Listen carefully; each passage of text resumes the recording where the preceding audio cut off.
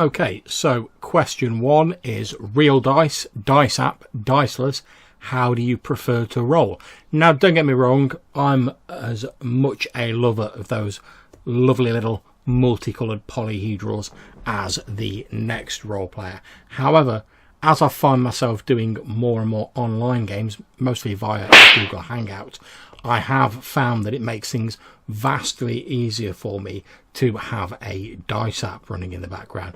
And for the games I run, which are mainly Fate and the FFG Star Wars systems in their various incarnations, there are a couple of really good dice apps, which I'll put links to in the description down below, which can be used in Hangouts. And it just basically saves me having to find extra space on my little table I've got in front of my computer here to roll dice on. I don't run the risk of them falling onto the floor. I don't need a special tower to roll them in or anything like that. All I've got to do is click on the button, which makes it very, very convenient.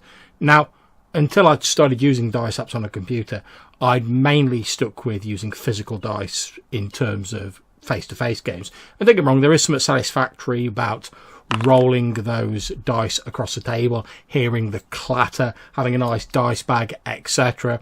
But again, as smartphones and more technology have started being used in everyday life, I have found that when I'm lugging around books, paper, notes, etc., I don't really want to be lugging a massive haversack of shite around with me. I want to try and streamline the supplies I have to take as much as possible.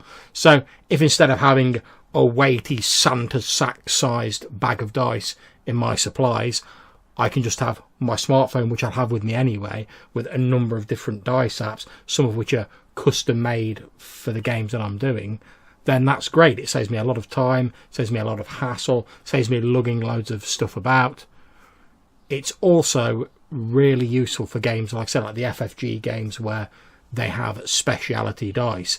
Now, I'm not a massive fan of podding out loads of money for dice if I don't need to. So using these apps, most of which are available free, is really useful because it means I don't have to go out and buy special dice. When I lose one or two, I don't have to buy a new set to get the special dice. It's all there on the app. And that, at least for me, trumps the minor extra bit of enjoyment I get from rolling the physical dice. So I'll see you soon in question 2.